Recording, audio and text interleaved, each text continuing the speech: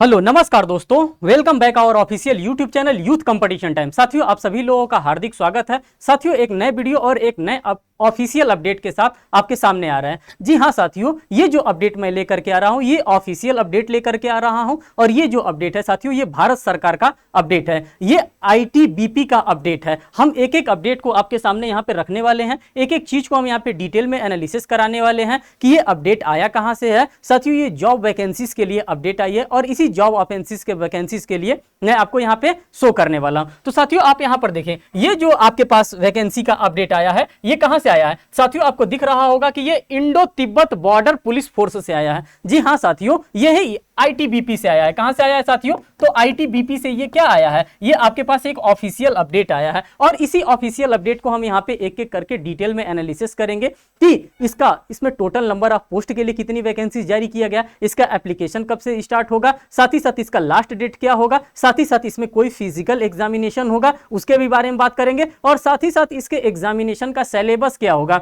सभी चीजों को हम क्या करेंगे, एक एक करके यहाँ पे एनालिसिस करते हुए चलेंगे और सभी चीज मैं आपको यहाँ पे बताता हुआ चलूंगा। तो साथियों, यहां पर देख लीजिए ये कहां से आया है, कर recruitment for the post of constable. Constable में किस चीज के लिए? ड्राइवर के लिए। किस चीज के लिए आया है साथियों? तो ये कांस्टेबल में ड्राइवर के लिए आया है, ऑनलाइन एप्लीकेशन ओनली। और ये ड्राइवर के लिए आया है, कांस्टेबल आप बनेंगे, साथ साथ कांस्टेबल में आप क्या रहेंगे, आप ड्राइवर के पोस्ट के लिए ये एलिजिबिलिटी है। तो साथियों, जाहिर सी बात है, जब ड्राइवर के पोस्ट के लिए यहाँ पे वैकेंसीज जारी की गई है तो आपके पास डीएल होना चाहिए। और कैसा डीएल होना चाहिए? हैवी डीएल आपके पास होना चाहिए। जो हैवी व्हीकल्स चला जाते हैं, हैवी व्हीकल्स के जो डीएल होते हैं, वही हैवी व्हीकल्स के डीएल आपके पास होने चाहिए। अब देखिए, अब यहाँ पे क्या कह रहा है, अब ये कह रहा है कि online application are invited from eligibility made Indian citizens including subject of Nepal and Bhutan की बात कर रहा है। किसकी बात कर रहा है साथियों? Subject of Bhutan and Nepal की बात कर रहा है। For the filling of following vacancies to the post of constable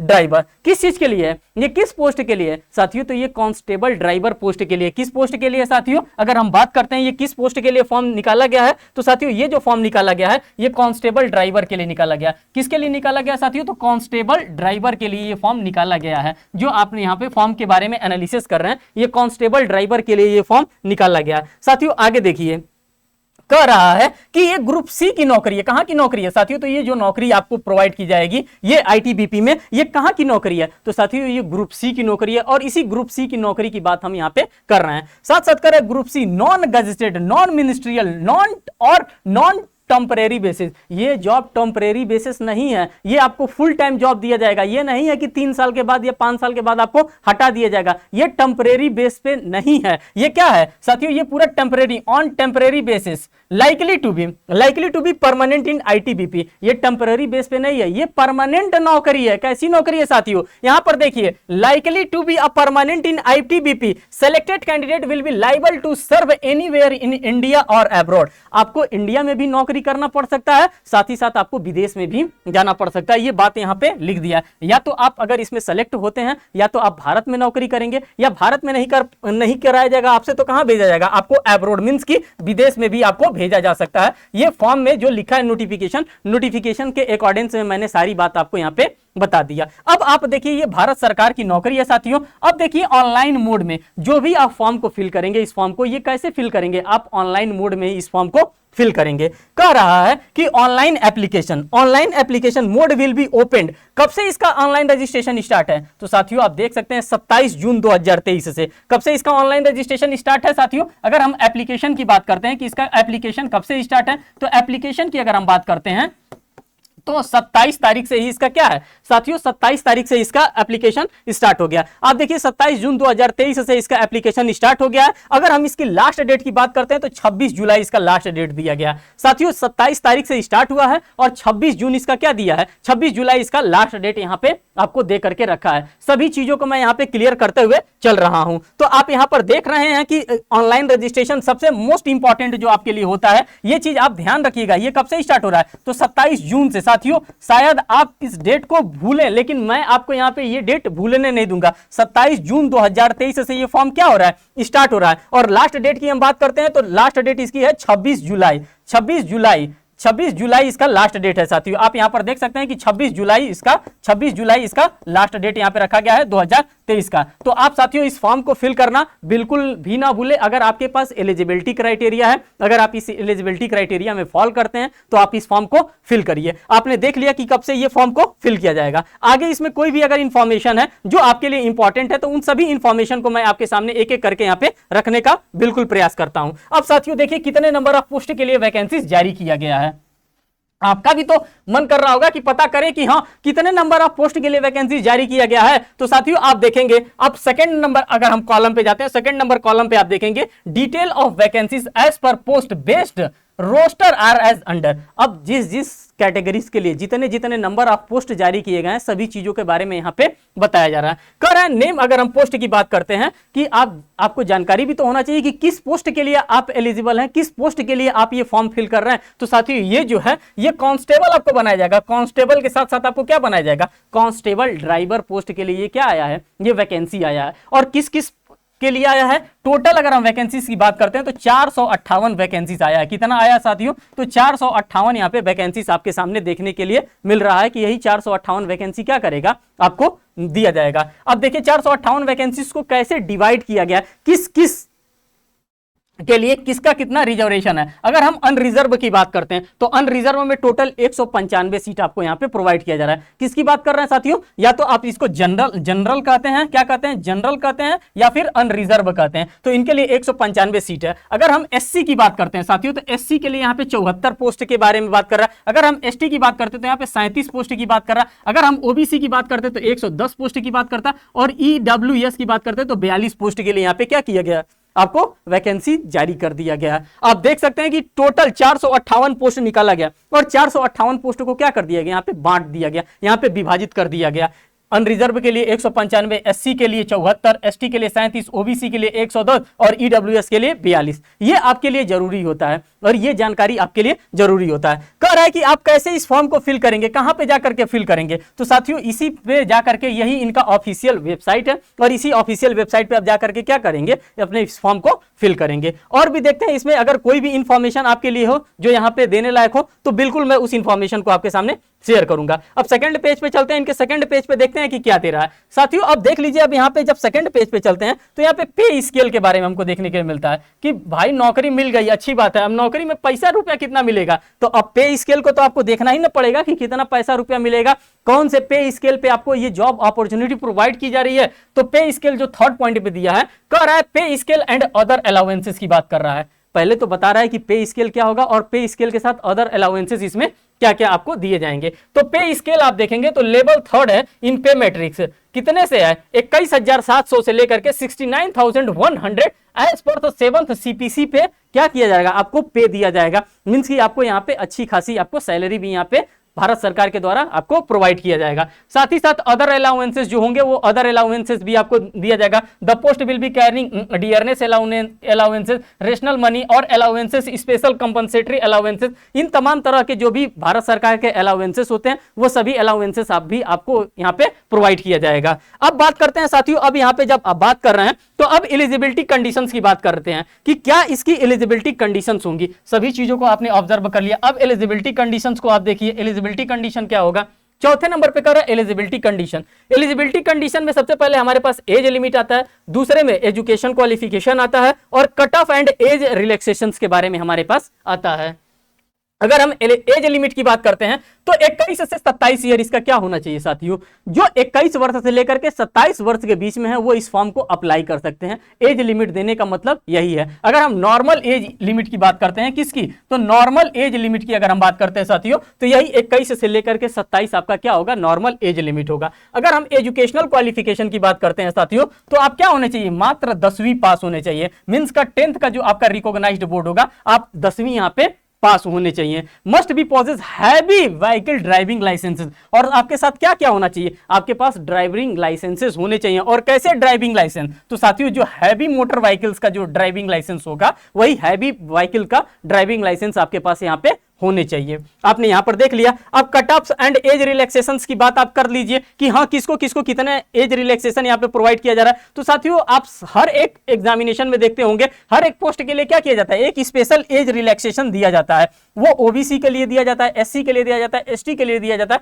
और भी जो भी कैंडिडेट होते हैं इन सभी कैंडिडेट्स के लिए क्या दिया जाता है, यहाँ पे एज रिलैक्सेशन आपको प्रोवाइड किया जाता है। अब जैसे यहाँ पे एज रिलैक्सेशन की अगर हम बात करते हैं दोस्तों, तो यहाँ पे first number serial number first में आप देखिए कि सीरियल नंबर फर्स्ट में सेकंड में अगर हम एससी एसटी के एज रिलैक्सेशन की बात करते हैं तो यहाँ पे 5 ईयर का आपको क्या दिया जा रहा है, आपको यहाँ पे 5 ईयर का एज रिलैक्सेशन दिया जा रहा है। अगर हम ओबीसी नॉन क्रीमी लेयर की बात करते हैं तो 3 ईयर यहाँ पे एज रिलैक्सेशन आपको दिया जा रहा है। जो 21 से 27 है साथियों, जो 21 से 27 वर्ष दिया गया है, ये क्या है, ये आपका जनरली है। ये क्या है, ये जनरली आपको बताया है कि मींस कि इतने बीच में आप होने ही चाहिए, लेकिन आपको अलग से ये सभी चीजों को क्या किया जा रहा है, प्रोवाइड किया जा रहा है एज पर आईटीबीपी रूल के अकॉर्डिंग। अगर उनमें कोई एज रिलैक्सेशन है, एज में छूट अगर देने की बात की जा रही है, तो यहाँ पे ये सारी चीजें आपको यहाँ पे प्रोवाइड की जा रही है। फिर बात करते हैं यहाँ पे एक्स सर्विसमैन को भी यहाँ पे क्या दिया जा रहा है, यहाँ पे अगर एक्स कोई सर्विसमैन रहा है उसको भी एज में यहाँ पे क्या दिया जा रहा है, छूट दिया जा रहा है। अगर छूट की बात करते हैं कि कहाँ पे छूट दिया जा रहा है, तो कोई एक्स सर्विसमैन रहा है तो उसको 3 year after deduction of the military service render from the actual as, उसके एक्चुअल एज से अगर उसने रिटायर हो गया, उसके एक्चुअल एज से यहाँ पे 3 साल उसको क्या दिया जा रहा है, छूट दिया जा रहा है। साथ साथ एक्स सर्विसमैन ओबीसी के लिए 6 ईयर का यहाँ पे क्या दिया जा रहा है, छूट दिया जा रहा है। तो आप देख सकते हैं यहाँ पे जो भी आपके लिए जरूरत की चीज है, सभी जरूरत की चीजों को मैंने यहाँ पे रखने का भरपूर प्रयास किया। आगे देखिए साथियों, जो आपके लिए इंपॉर्टेंट होगा, अब देखिए ये आपके लिए इंपॉर्टेंट इंफॉर्मेशन है। जब आप फॉर्म को फिल करते हैं तो आपके द्वारा शायद पढ़ा जाता है कि नहीं पढ़ाया जाता है, सभी चीजों को आपको क्या करना होता है, आपको एनालिसिस करना होता है, और इसी चीज को हम यहाँ पे आपके सामने यहाँ पे एनालिसिस करने हैं। अब फिजिकल स्टैंडर्ड, क्योंकि जब आप इन सभी चीजों का अगर फॉर्म फिल करते हैं तो वहां पे फिजिकल मजबूत होना चाहिए। ये नहीं कि दबे कुचले लोगों को वहां पे रखा जाता है, वहां पे फिजिकली लोगों को रखा जाता है, और जो फिजिकली फिट होता है, जिसकी लंबाई चौड़ाई चेस्ट सभी चीजों को यहाँ पे क्या किया जाता है, ऑब्जर्व किया जाता है, देखा जाता है, उसी व्यक्ति को यहाँ पे क्या किया जाता है, रखा जाता है। तो 5वें नंबर में फिजिकल स्टैंडर्ड की बात करता है। डिस्क्रिप्शन दिया है, हाइट दिया है और चेस्ट का सेंटीमीटर दिया है कि जब आपका नॉर्मल चेस्ट रहेगा, मेल कैंडिडेट्स की हम बात कर रहे हैं, और ये फॉर्म भी मेल कैंडिडेट्स के लिए है क्योंकि ड्राइवर है और हैवी गाड़ी के ड्राइवर्स की बात यहाँ पे की जा रही है। तो कह रहा है चेस्ट इन सेंटीमीटर, अनएक्सपेक्टेड और एक्सपेंडेड की बात कर रहा है, मींस कि अगर फुलाने के बाद और बिना फुलाए कितना आपका सीना होना चाहिए। तो कह रहा है all other states and union territories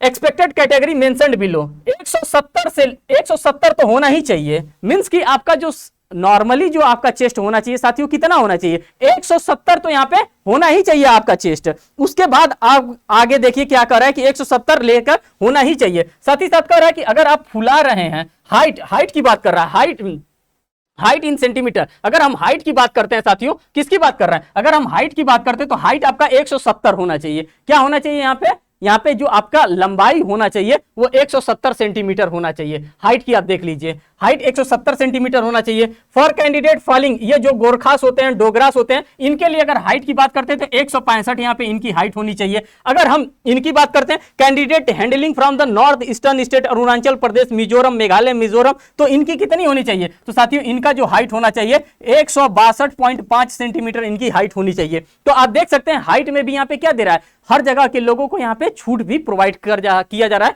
height को लेकर के। अब चेस्ट की अगर हम बात करते हैं तो जो एक्सपेंड करके और अनएक्सपेंडेड की बात करते हैं, अगर एक्सपेंड अनएक्सपेंडेड की बात करते हैं कि बिना फुलाए कितना होना चाहिए, तो साथियों बिना फुलाए आपका 80 होना चाहिए। और जब आप अपने चेस्ट को फुला करके नपवाते हैं, जब आपकी वहां पे फिजिकल टेस्ट कराया जाएगा तो आपका कितना होना चाहिए, 85 सेंटीमीटर यहाँ पे आपका चेस्ट होना चाहिए। साथ ही साथ अगर हम डोगरास और गोरखास की बात करते हैं तो यहाँ पे इनका नॉर्मल जो चेस्ट होना चाहिए वो 78 होना चाहिए, अगर ये फुलाते हैं तो 83 इनका चेस्ट होना चाहिए। इसी प्रकार से नॉर्थ ईस्ट जो कि मणिपुर, मेघालय, मिजोरम और नागालैंड से हैं साथियों, इनका नॉर्मल 77 होना चाहिए और फुलाने के बाद क्या होना चाहिए, 82 इनका चेस्ट होना चाहिए। चेस्ट का साइज अगर फुलाते हैं तब वो, जब इनका फिजिकल ट्रेनिंग वहां पे, फिजिकल टेस्ट वहां पे कंडक्ट करवाया जाता है। सेम इसी तरह आगे यहाँ पे भी आपको देखने के लिए मिलेगा। और किसके किसके बारे में दिया है, तो सभी का जो गणित है, नॉर्मली जो गणित है, सभी का गणित आपने यहाँ पर देखने का बिल्कुल प्रयास किया। अब देखिए all candidate belonging to the scheduled tribes handling from the northern state की बात कर रहा है। तो ये हाइट का, इन लोगों के हाइट में भी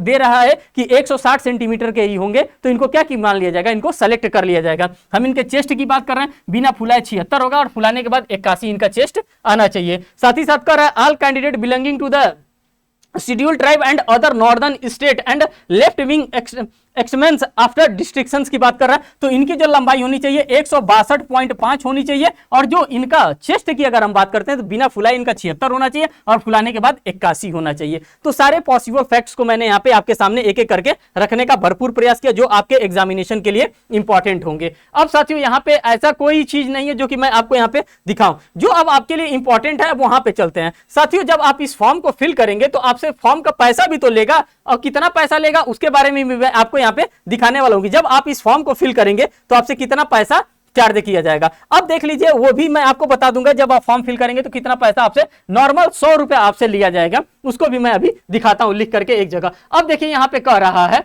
candidate will be undergo there of recruitment. अब फिजिकल इफिशियंसी टेस्ट की हम बात कर रहे हैं, आपका फिजिकल टेस्ट भी इसमें कंडक्ट करवाया जाएगा। अगर हम फिजिकल टेस्ट की बात करते हैं, फेज 1 की अगर हम बात करते हैं फिजिकल टेस्ट में, तो फिजिकल टेस्ट में आपका क्या होगा, रेस होगा। रेस कितना होगा, 1.6 kilometre to be completed in 7.5 minute. कितने मिनट में आपको रेस कंप्लीट करना है, तो 7.5 मिनट में करना है। 11 फीट लॉन्ग जंप करना है, यहां पे दे रहा है 3 चेंजेस टू बी गिवन, 3 बार आपको बदलाव करने का मौका दिया, मींस कि 3 बार आपको कूदने का मौका दिया जाएगा। 3.5 फीट हाइट जंप आपको दिया जाएगा, 3 चांस टू बी गिवन। यहां पे आपको क्या दिया जाएगा, चांसेस टू बी गिवन। यहां पे भी 3 चांसेस आपको दिया जाएगा और यहां पे भी आपको 3 चांसेस इसको करने के लिए दिया जाएगा। तो आपने इसको देखा। फिजिकल स्टैंडर्ड टेस्ट की बात करते हैं तो इसमें आपके वेट वगैरह को लेकर के बताता है कि आपका वेट क्या होना चाहिए एट द टाइम, जब जो चीज जरूरत की है वो सारी चीजों को मैंने यहाँ पे बता दिया। और फेज सेकंड में अब आइए, अब ये आपके लिए इंपॉर्टेंट हो जाता है। अब फेज सेकंड, फेज फर्स्ट की में तो आपने देख लिया कि आपका फिजिकल एग्जामिनेशन होगा।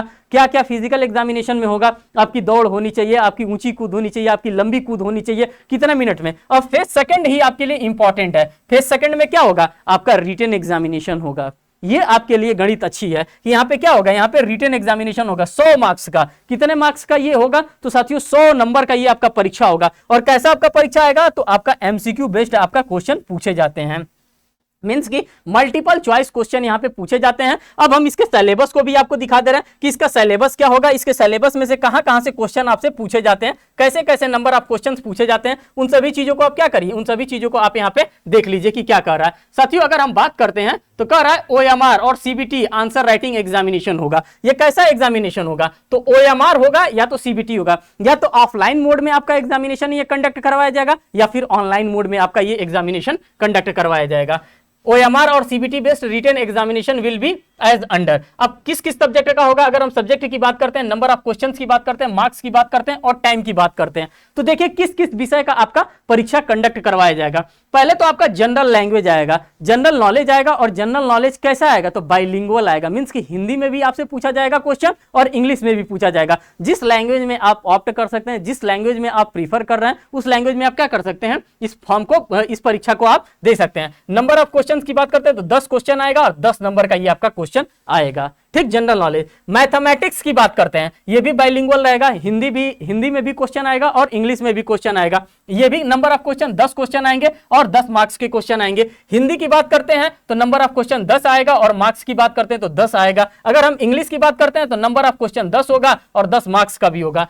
Trade related theory question MCQ bilingual आएगा। अब जिस ट्रेड से आप जाएंगे उस ट्रेड से रिलेटेड यहाँ पे क्वेश्चन पूछा जाएगा। और ये नंबर ऑफ क्वेश्चन कितने होंगे, ये 60 क्वेश्चन होंगे। और कितने नंबर के होंगे, 60 नंबर के क्वेश्चन होंगे। अगर समय की बात करते हैं तो टोटल 2 घंटा आपको दिया जा रहा है। क्या दिया जा रहा है साथियों, इस परीक्षा के लिए टोटल 2 आवर्स आपको दिया जाएगा। और नंबर ऑफ क्वेश्चन की बात करते हैं तो 100 क्वेश्चन रहेगा। और नंबर ऑफ मार्क्स की बात कर रहे हैं तो 100 नंबर का ये आपका पेपर रहेगा। तो सारे इंफॉर्मेशन को मैंने आपके सामने एक एक करके यहाँ पे रखने का बिल्कुल प्रयास किया जो आपके पेपर के लिए इंपॉर्टेंट था। सभी चीजों को मैंने यहां पे रखने का बिल्कुल प्रयास किया। अब साथियों थोड़ा सा यहां पर देख लीजिए कि मिनिमम और परसेंटेज की बात करता है। मिनिमम जो क्वालिफाइंग मार्क्स होता है, जैसे जनरल और एक्समैन और ईडब्ल्यूएस के लिए 35% होना चाहिए। SC ST एंड OBC के लिए भी यहां पे रखा गया है। सभी दोनों के लिए यहां पे 35% आपको रखा गया है कि 35% मार्क्स आप लाएंगे तभी आप क्या करेंगे, इस एग्जामिनेशन को क्वालिफाई करेंगे। और यहां पर एक और स्टेज आपको देखने के लिए मिल रहा है, स्टेज थर्ड आपको देखने के लिए मिल रहा है। क्या देखने के लिए मिल रहा है दोस्तों, तो स्टेज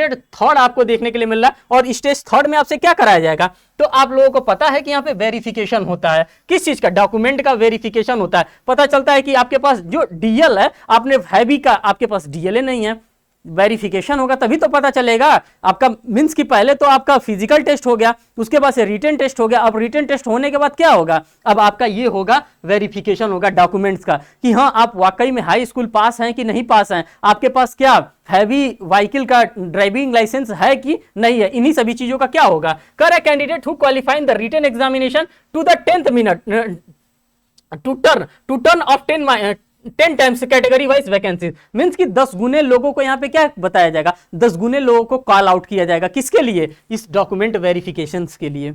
कितने लोगों को साथियों, तो एक पोस्ट पे 10 लोगों को बुलाया जाएगा डॉक्यूमेंट वेरिफिकेशन कराने के लिए। कर वेरिफिकेशन ओरिजिनल डॉक्यूमेंट्स का होगा। जो भी आपका वेरिफिकेशन होगा, जाहिर सी बात है कभी भी डॉक्यूमेंट वेरिफिकेशन होता है तो वो जीरोक्स कॉपी का होता नहीं है, वो ओरिजिनल डॉक्यूमेंट्स का होता है। कर testimonial of the candidate will be checked before practical skill test. It is the important to candidate apply for this recruitment check their eligibility. जब आप इस फॉर्म को फिल करेंगे तो आप अपनी एलिजिबिलिटी क्राइटेरिया को क्या कर लेंगे, आप अपनी एलिजिबिलिटी क्राइटेरिया को चेक कर लेंगे कि क्या वाकई में आप गाड़ी चला पाते हैं कि नहीं चला पाते हैं। पता चला आपने सब क्वालिफाई कर लिया, जब आपसे रिटन टेस्ट हुआ आपको टॉप गियर में डाल करके गाड़ी दे दिया गया पहाड़ों पे चलाने के लिए, आप चला ही नहीं पा रहे। तो इन सभी चीजों का आप क्या करेंगे, आप अच्छे से जांच कर लेंगे, आप अच्छे से परीक्षण कर लेंगे खुद से कि हाँ क्या हम इस फॉर्म भरने से पहले हम इस चीज के लिए एलिजिबल हैं, तभी आप इस फॉर्म को अप्लाई करिएगा, अन्यथा आप इस फॉर्म को ना अप्लाई करिएगा। ये कह रहा है डॉक्यूमेंट वेरिफिकेशन के टाइम। साथियों जो भी आपका इंफॉर्मेशन शेयर करना था सभी का सभी इंफॉर्मेशन मैंने आपके सामने होपफुली